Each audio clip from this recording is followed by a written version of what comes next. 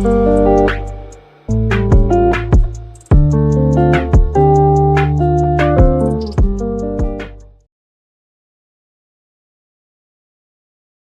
卡，พี่น้องผู้ชมยินเสียงใต้ตีนับยำกูจอกูปาแก้มลิกตั้งสายลมอีกปาดังขาวลุงแรงเปิงไหลมาโหบทบโหบยากันกว่าแทงวันหนึ่งค่ะย้อนหาตั้งหักเมตตาตั้งนิมซะตั้งสมเสอมนเปียวตีลูกตีเถาลาพลาเป็นเจ้าเฮาคำมาแต่อยู่ในโหเสือเฮาคากว่าหังผา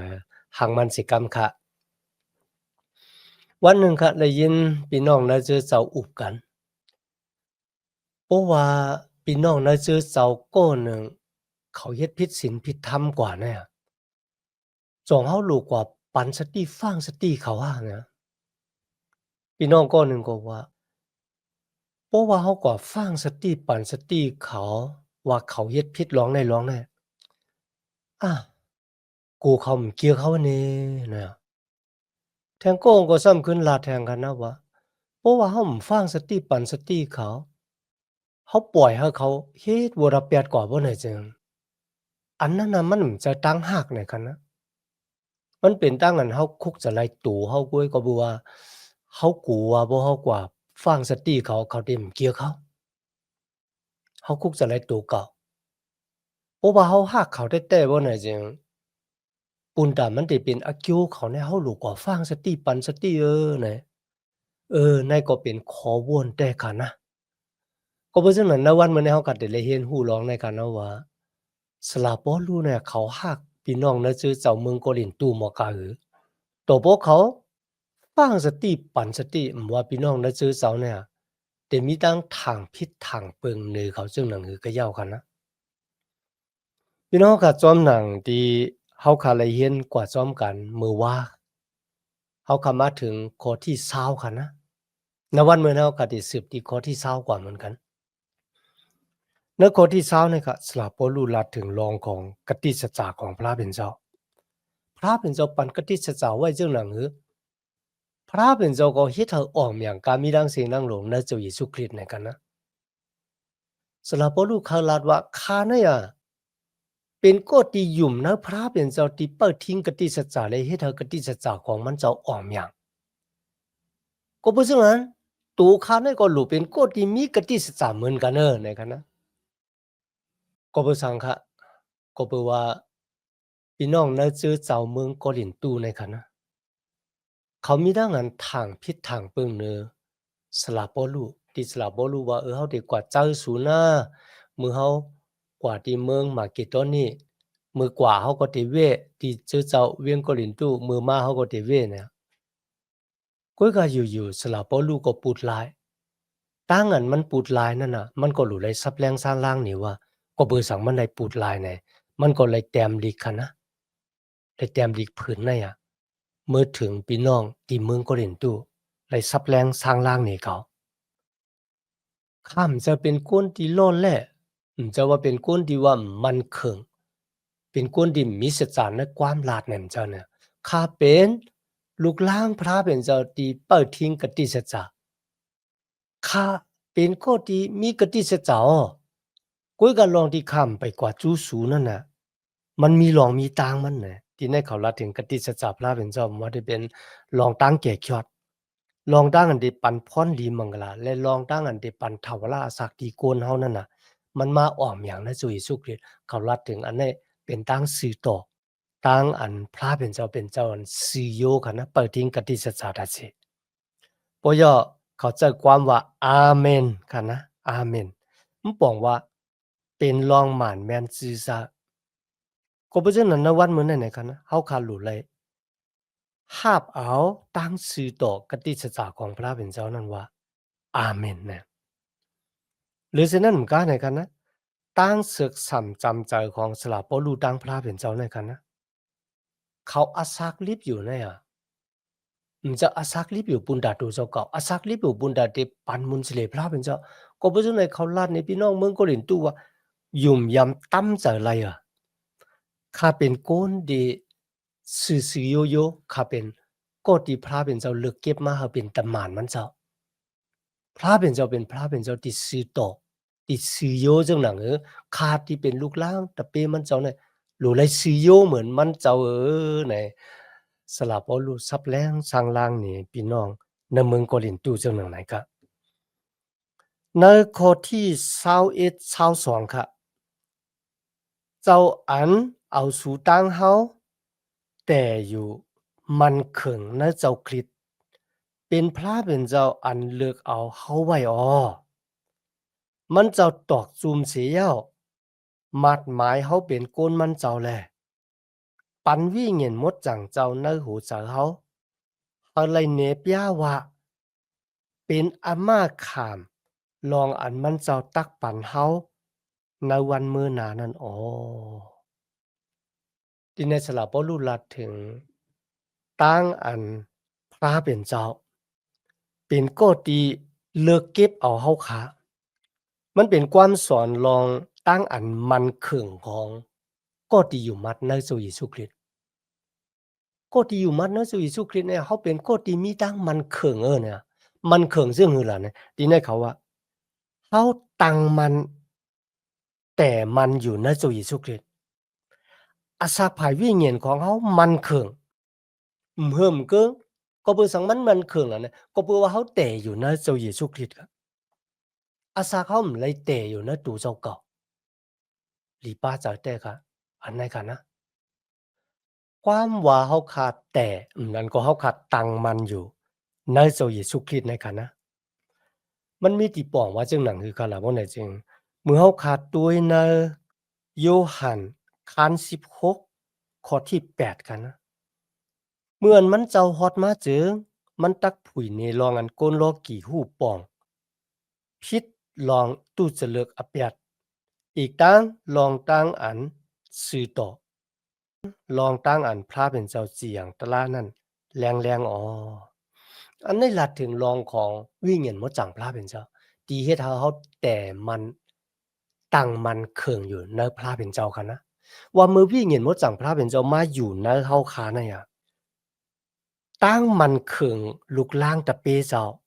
ลูกตีวิเงินมดจังพระเป็นเจ้ามาก็บัวมือวิเงินมดจังพระเป็นเจ้ามามันเจ้าติผุยเปียใน3มิ้วเขาว่า1ผุยเปียในวุระแปด มันบอกว่าเฮาคาเนี่ยคุกจะไลไม่จะวัวตะเป็ดหนองต้าตั้งพิธีเฮาคาไลเฮ็ดมาปุย่อย้อนหาพระเป็นเจ้าปดวางควางดอดปานเนาะลองที่2วิ่งเห็นมดจังพระเป็นเจ้าเตผุยเปียนี้เฮาเลยฮู้จักตั้งชื่อต่อว่าพระเป็นเจ้าที่เฮาคาเฮ็ดวัดโกกวยมันเป็นพระเป็นเจ้าที่ชื่อต่อแล้วก็ลองลื่นสุดก็วิ่งเห็นมดจังพระเป็นเจ้าเตผุยเปียนี้เฮาคาลองตั้งอันเจียงตะลาในวันลื่นสุดลองได้ก้อยเนี่ยคะนะ ดีเฮ็ดให้อสักต้านของคริยานเฮาคำมันเคิงอยู่เนาะเจอเยซูคริสต์ก็ปัววิ่งเหยียนมดจังพระเป็นเจ้ามาอยู่เนาะเฮาใน2ข้อในคันนะลองที่2สำหรับผู้รู้ว่าพระวิ่งเหยียนมดจังพระเป็นเจ้าเนี่ยไลพิกสิเขาไว้ตั้งอันวิ่งเหยียนมดจังพระเป็นเจ้าพิกสิเขามันปองว่ามันเจ้าปันอาณาตันโคปุณดาได้หับท่ามนาการมันเจ้าปุณดาได้หับเจ้ามันเจ้าคันนะ ว่าจะเป็นรองตั้งหู้สติปิญญาเอ็นแห้งเนี่ยมือวิ่งเห็นมดจังพระเป็นเจ้าพิกซิเขาต่างเขาเนี่ยเขาแต่มีรองตั้งในนะครับเหมือนเจ้าหนังพลายเขาละนะสลาโปลูเขาว่าเหมือนเจ้าหนังสลาโปลูในเขาแหละพี่น้องเขาขัดด้วยนะสมัยแก้มดี1โยหันคาน2ข้อที่20คันนะสู่ตั้งเสียงดังหลงเลยหู้เสร็จจาดตลาเฮาทั้งหลายนะครับนะเลยขำเอาวิญญาณมดจังเจ้าอันเจ้าคริสต์ซ่อนหลอดที่สูนั่นเย้าแลลูกหลานตะเปเจ้ากูก็เลยขำดังนั้นเจ้าเยซูคริสต์ซ่อนหล่อเฮาขาดเลยวิญญาณมดจังพระเป็นเจ้าเฮาขาดตั้งเสียงดังหลงก็ฮู้จักสิศาสตรานะครับกำแนวคำมาด้วยในข้อ27ค่ะนะก้อยกะปุนสูดังหลายซ้ำเจ้าคริสต์เลยซ่อนหล่อวิญญาณเจ้ากันเนือสู่เย้า 那主安วิญญาณเจ้าแต่อยู่ในสูในจงสูอันโลหาผู้เราไล่สั่งสอนสูงมาสูเยาออที่ในก็จะว่าเฮาคำดับโลเสียอุบชื่อเจ้าที่ได้มาสั่งสอนปิ้งยับตะลาปันเฮานั่นจะเจ้าหนังนั้นกันนะลองมันจังวิญญาณเจ้าสั่งสอนสูงมาสู่กูเจอกูเปิงแล กาอันวิเหงียนเจ้าสอนปันนั้นเป็นอันพิษอันเปิงอ่ำจะสอนปันอันหมานอันแม่นอเปิ้นไหนแลถ่อมเอาตั้งอันวิเหงียนเจ้าสอนปันนั่นแลแต่อยู่ในเจ้าคริสต์พี่น้องขาดด้วยกันนะตั้งอันพระเป็นเจ้าเยซูคริสต์ภิกษิเข้าขาลุยตันคูวิเหงียนมดจังเจ้าเนี่ยมูวิเหงียนมดจังเจ้าเตอยู่นะเฮาเนี่ยเฮ็ดให้เฮาคำหมอป่องแจงแรงจานั้นนำคำตลาพระเป็นเจ้าเฮาหลูกกำจังซึ่งหืออันเราเป็นอันหลูพระเป็นเจ้าเฮาหลูเงื่องเวลองอ่ำเหลี่ยมลักซึ่งหนังหือเนี่ยวิเหงียนพระเป็นเจ้าดีอยู่นะเฮาเตสั่งสอนสูงมาปันเฮาเขาอะสละพอลูกปันแห้งพี่น้องที่ไหนคะนะว่าพระเป็นเจ้าหากเขาตั้งมันอยู่ในเจ้าเยซูคริสต์และมันจะภิกษิเขาเลยวิเหงียนหมดจังของพระเป็นเจ้าปุณดาเฮาได้มีอานาตันโคหาบท่ามนาการมันเจ้าเหมือนเจ้าหนังสละพอลูในคะนะลองที่3กันนะที่ไหนว่าพระเป็นเจ้าตอกจุมในตูเฮาว่าเฮาเป็นของพระเป็นเจ้าตอกจุมคะนะ มันป้องว่าเฮาเป็นของพระเป็นเจ้าครับพี่น้องครับเมื่อกูบอกแม่อะโกนเฮาไปหมอหมายต้องเจ้าค่ะเมื่อเขามีสัตว์ตริกสารนั้นเนี่ยสัตว์ตริกสารอันละเป็นของเขาว่าเป็นม้าเป็นวัวเป็นควายเขานะเขาใกล้กว่าเผาเหล็กแหลงๆแล้วก็เต็กลงกว่าเนือตู่สัตว์ตริกสารอาจจะเป็นที่กลุ่มโกนมันห้านั่นก็ที่คอมันห้าเนี่ยค่ะนะมันเป็นแต่สิคายมันเหมือนเจิ่งเป็นต้านตอกจุ้มไว้ว่าม้าตัวนั้นเป็นของข้า ตัดสิกันได้นะจูมมันได้นะมันเป็นของข้าเนี่ยมันกว่าอยู่เนือตัวสัตว์ดิกสารตัวแล้วก็เป็นของข้านายาพระเป็นเจ้าตอกจูมเฮาเขาไว้รวยวิ่งเงินหมดจังของพระเป็นเจ้าเฮาที่อยู่มาตำจะในจุยสุกูโกเนี่ยเฮาเป็นของพระเป็นเจ้าเนี่ยสลาปอลูปันแห้งพี่น้องที่ไหนอะให้เขาฮู้จักตัวเจ้าเก่าว่าเฮาหลุมมันขึงในเจ้ากฤษ ลองที่สี่ที่มีนครให้กันนะว่าพระเป็นเจ้าปันวิเงียนหมดจางเจ้ามันเหมือนเจิงเฮากว่าชื่อตีไฮตีนาค่ะนะอ่อนดังเฮาได้ซื้อเนี่ยเฮาได้เลยจ่ายกามันไว้อิดอ่อนออดหนึ่งอ่อนดังค่ะนะเพราะที่ว่ามาดหมายไว้เนี่ยก็เลยมันปองว่ามันน่ะจะว่าปันกันหน้าก้อยของเจ้าค่ะนะวายเสียนั่นน่ะเตมาสืบจ่ายกามันกว่าแท้ง ที่ในว่าพระเป็นเจ้าเนี่ยเอาวิญญาณมดจังพระเป็นเจ้าเนี่ยหมาดหมายเฮาไว้ครับว่าพี่น้องนั่นมันบอกว่าอำไปเย้าพระเป็นเจ้าติดทัดแทงปันเฮาแทงสู้เกจูภายวิญญาณของมันเจ้าในสลาปอลูซับแรงสร้างล่างนี่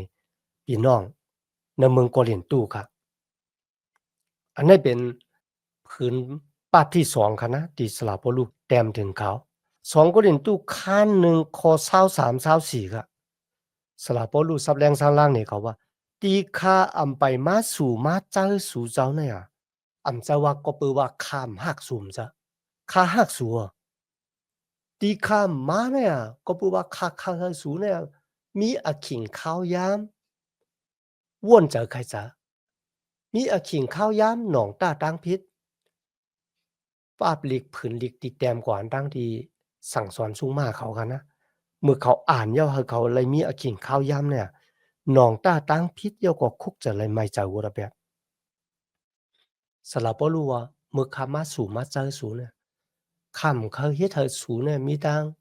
ไม่เจอขี้เจอพวกเขาเฮ็ดให้สูมีทั้งไม่เจอขี้เจอบ่เนี่ยจึงพลาหลายที่เฮ็ดให้เขามีทั้งจมเสือมนเปียวมันบ่ใจสูเนี่ยก็เพราะฉะนั้นที่ข้ามมาเนี่ยปูนตาสูได้ไลคุกคนว่นจากหนองตาตั้งพิษย่อก็คุกจะไลไม่เจาวัวระแปดของดูเจ้าก็มันก็จะแต่ค่ะนะ อันนี้มันเป็นตั้งอันสลับโปลูฟังสติปันสติกำลังตั้งพี่น้องเขาขัดต้องกันนะในเมืองโกรินตูโกหนึ่งก็ว่าถ้าเป็นตะเปสลับโปลูโกหนึ่งก็ว่าถ้าเป็นตะเปอาโปลูในสองสาขาที่ไหนกันนะ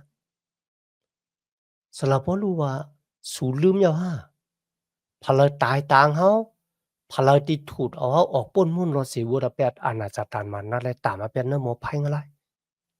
เปโตรฮะอาปอลูฮะปอลูฮะ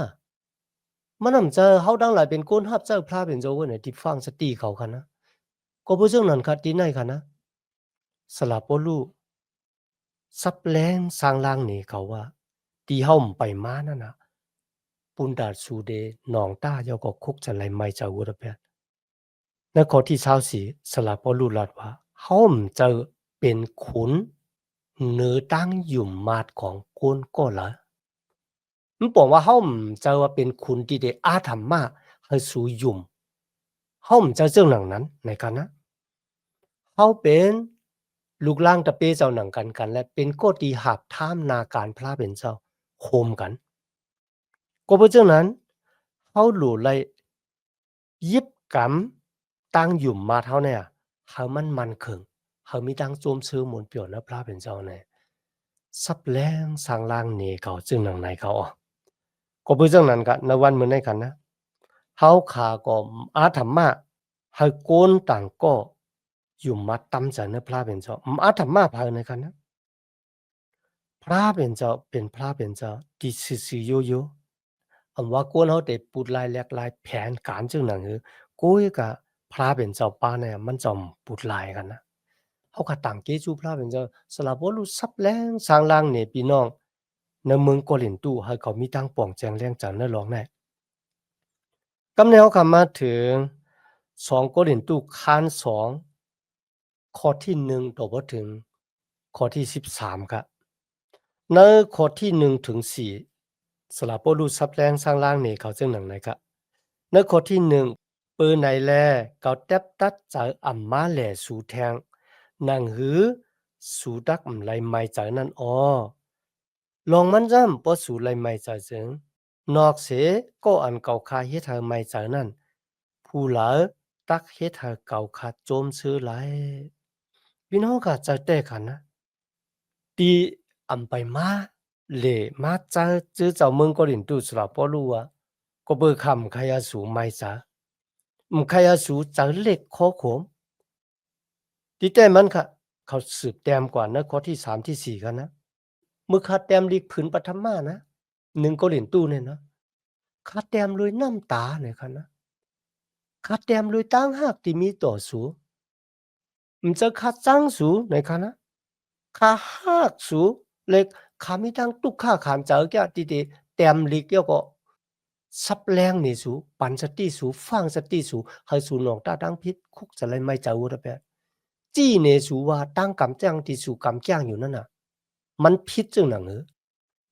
สมหนังที่เขาคันเลยหันนั่นหนึ่งก็หลินตุคันหนึ่งถึงคันสี่อันนั้นก็เป็นตั้งอันสลับพอลูฟังสติเขาว่าอย่าไปเผมุกเผจุ้มนั่นกันนะอย่าไปกว่านับถือศาสนาเลยเสียเจ้าเยซูคริสต์นะครับเนาะขั้น5ถึงขั้น7กันเนาะเป็นรองดังศึกสามกามาลองกามาตนากิเลสะนะครับแหละขั้น8ตัวถึงขั้น10อันนี้ซ้ำจับแสงกันดองตั้งกินเนื้อที่เขาเอากว่าหลูหนังช้างตู้ย่อเขาเอามาขายในกาดเนี่ยพวกเขากว่าซื้อมากินของพิษขั้น11ถึงขั้น14สำหรับบ่รู้ก็ลาดในตั้งอันเขาเฮ็ดวัดโกกวยในวันติดเขานะว่า มันหลุมมีปักเปิงจะว่ากินป้อยเจ้าเผาใครกินเอากินก่อนตั้งเผาต้องไม่ก็กินนั่นก็ตั้งอันฮอลัดลาดังเกกช็อตนั่นก็ตั้งอันลัดความภาษาหลากหลายซะน่ะมื้อสูเฮ็ดวัดกูกว่าน่ะมันหลุมมีปักมีเปิงอะ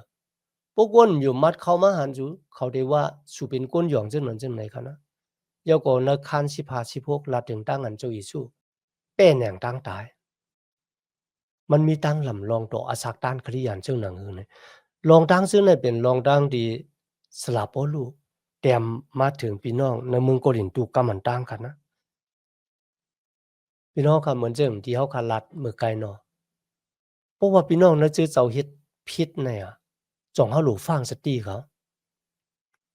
อันนั้นพี่น้องนะเจอเจ้าหนังกันนะหลูฟังอ่ะ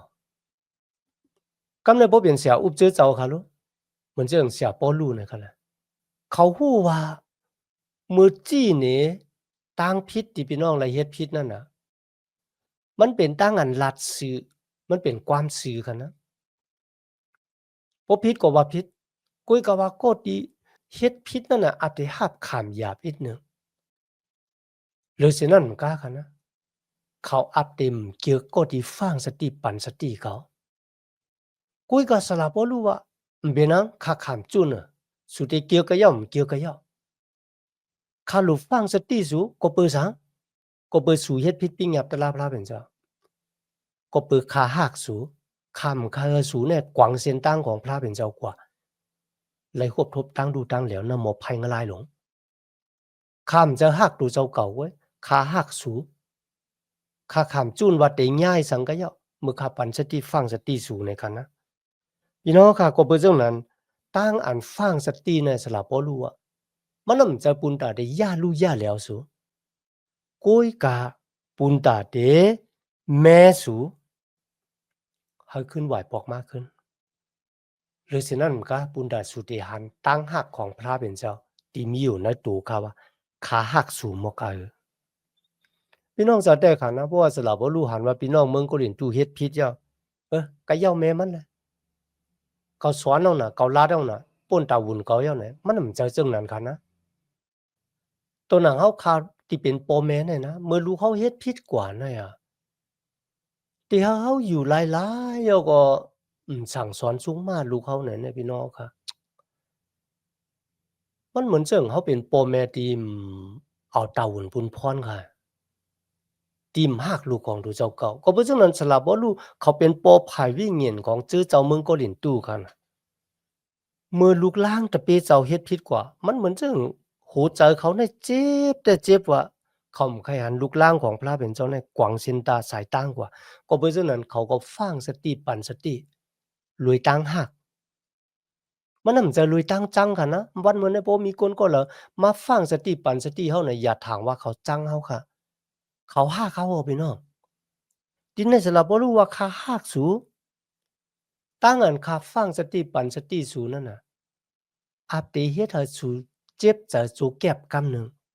กุยกะบ่สูแค่จะแต้มลงหนองตาตั้งผิดบ่ได้จังแต่เป้าตั้งยุดยาตั้งเจ็บตั้งเย็นของสูนั่นน่ะให้มันหายต่อจูน่ะแต่แต่กำเหลียวเขาอะใน2โกรินตู้คัน2ข้อที่5ถึง8กันนะสละบ่รู้ลัดถึงตั้งอันปลดวางความหลอดปันก็ดียามเฮ็ดผิด ในจื้อเจ้าในคันนะมีโกนก้อนหนึ่งดียามเฮ็ดผิดโกนก้อนในคันเนาะมันก่อนร้อนจอมเมน้อยของปอมันก็มันตางพี่น้องในเมืองกัวหลินตู้เนี่ยปันตามคันนะลุยตั้งที่มันผิดศีลผิดธรรมคันเนาะเขาก็ป๊ากันว่าเฮาเนี่ยเฮาหลูเป็นคนที่ฮากว่าที่เฮ็ดวัวตะเป็ดหมอกะกะย้อเนี่ยสละบ่รู้ว่ามันไรบ่เฮ็ดวัวตะเป็ดจังหนังไหนผิดลองกะเมสู้ในหลูไลลืบออกหลูไลปันตามหลูไลจีอย่างนั้นคันนะ พี่น้องค่ะเขาก็ถอมเอาความสลับเอารูดได้ของเขาคันนะเขาก็ลึบก็เนี่ยออกเนื้อจื้อเสามันเหมือนเรื่องปั่นตามนั่นขนาดนะก็เบื่อวัวตะแปดเนี่ยมันเหมือนจื้อโยกะมันเพล่ามกว่าไว้น่ะปยอก็ย้ายเฮอหายหยาบแต่ว่าก็บ่จังไหนที่ในเขาปั่นตามจอมหนังที่สลับเอารูดสั่งเขากุยกะวันหนึ่งกันนะพวกเขาเข้ามาถึง2กุดินทุกคัน7คัน8เฮาที่หันร้องเนี่ย 꼰짜이거네야 큰 농따 땅 빛여고 마하바주 이수그릴 거부즈는 스라 볼루증 라드와 꽃이 헷 빛, 헷 워다 뺐나나 뽀와 카운농 따 땅 빛보내증 하울루 미후 저 포함 분다리 뽀왕 쾅 롯반 가우따시 거부와 좀랑 디어간 가나 왕즈 자우는 저 구즈 자와 เขาปั้นตามโกติเฮ็ดพิษในชื่อเจ้าเนี่ยปั้นตามจ้ามแต่จ้ามว่าค่ะยกก็เหมือนเจ้าว่าปั้นตามยกก็มีวันที่ได้ปลดวางความหลอดปั่นโกนๆนั่นแทงยอ กุยก็ดีในสระบ่รู้ว่าอย่าให้เป็นเรื่องหนังนั้นให้คุกจะไล่ตูเฮาเหมือนกันวางเพราะเขาก็ยังเฮ็ดผิดอยู่เนาะเพราะว่าเขาจีอย่างเปิ้นจอมหนังโตซ่าของเฮาเนี่ยจอมหนังต่างกันเฮาบ่เกี่ยวกับนารู้กันนะมันเหมือนเจิ่งเฮายุกยองตู่เจ้าเก่าว่าเฮาเป็นคนมดจังก็บ่จึงไหนเฮาอย่าไปปั่นตามจ้ามหน้าเปิ้นเลยกันนะโปย่อก็หลู่มีเจ้าพร้อมมื้อโกนก็นั้นคุกจะไล่ไหม้เจ้าหัวระแปะหลู่ไล่ต้อนรับเขาขึ้น ปลดวางขว้างหลอดปันเขามันบอกว่าลืมอดีตที่เขายำเฮ็ดมาทั้งเสียงทั้งหมดแล้วก็แม่เขา เฮาเป็นก้นมาในเจ้ากฤษอันนั้นเป็นตั้งอันสลับปอลูปันเย็นปันแห้งเขา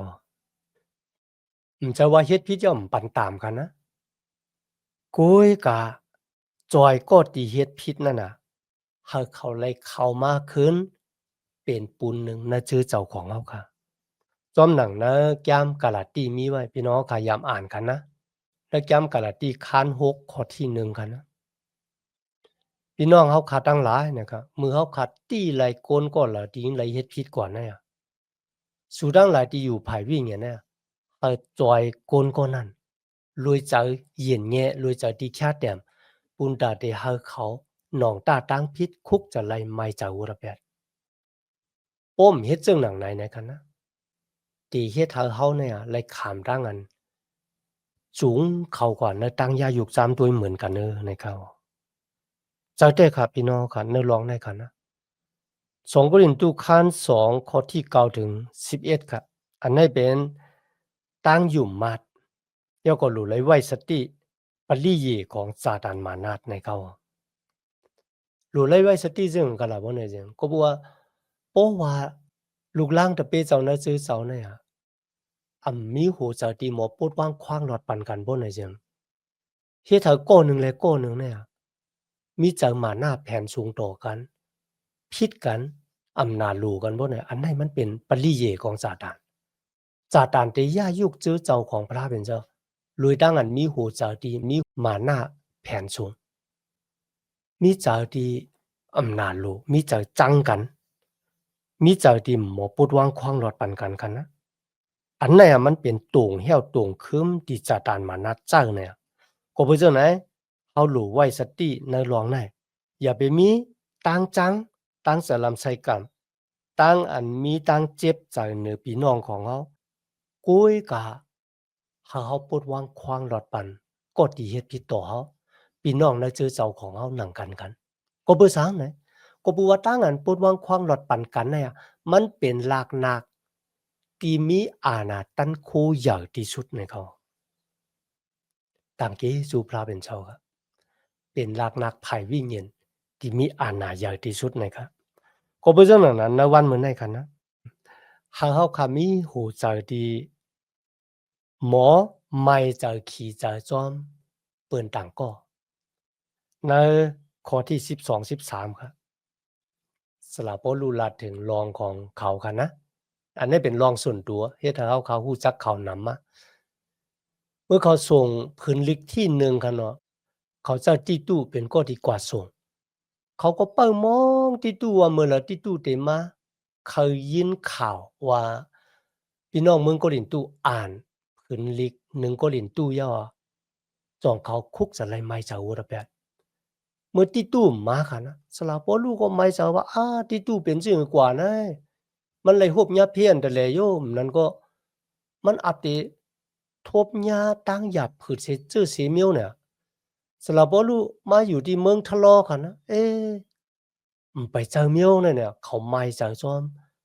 ติตู้ค่ะนะวายเสียนั่นเขาออกเมืองติตู้ค่ะเนาะปอยอก็กว่าที่มาเกตอนี่ค่ะนะฟิลิปปิที่ไหนเขาติตู้ขึ้นมาทบเขายอก็ลาดว่าในวายเสียพี่น้องในเมืองโกลินตู้เลยอ่านเพิ่นดิกย้ำหนึ่งโกลินตู้ย่อเนี่ยเขาทั้งหลายหนองต้าตั้งพิษคุกจะไล่ไม่จากอุระแปดขึ้นไหวนามาหาพระเป็นเจ้าเปแปดอักจ้างสลิกตาติมดีทั้งหลายเนี่ยตีแน่อะไรเปล่าตั้งโจมซื้อมวลเปียวมาหอดเปียวถึงสลาปอลูกเขามีดังนั้นต่างคิดสู่พระเป็นเจ้าแต่ๆค่ะนะวางบอกเมื่อเฮาขาฟังสติปันสติลูกล่างตะเปเจ้าหนังกันเนี่ยวางบ่ก็เฮ็ดให้เฮาขามีตั้งไม่ใจขี้เฉอเหมือนกันจะว่าเฮาฟังสติกูเขาเกี่ยวเขานี่มันจะค่ะนะก็เปือเฮาฮักเขาแล้วเฮาฟังสตินั่นกันน่ะที่ไหนก็เหมือนกันค่ะสลับบ่รู้ฟังสติยาเมื่อเจอเจ้าก็เรียนรู้คุกจะไล่ไม้เจ้าวัวระแปดว่ายน้ำมาหาพระเป็นเจ้าเฮ็ดให้เขามีตั้งโจมซื้อมนต์เปียวนะพระเป็นเจ้าเขามีดังนั้นดังเกจูพระเป็นเจ้าอย่างนะในวันมื้อนั้นที่พี่น้องเฮาเข้ามาเห็นแจ่มดีกว่าซ้อมกันโตบ่ถึงอะขิงเฮาขาดสุดเสียงกว่าในวันมื้อนั้นกันเนาะย้อนหาตั้งหักเมตตาตั้งนิมใจตั้งสมชื่อมนต์เปียวที่ลูกที่เฒ่าลาพระเป็นเจ้าเข้ามา แต่อยู่เนาะหูเจ้าคักกว่าหังเผอหังมันสิกังคะเมื่อสุงค่า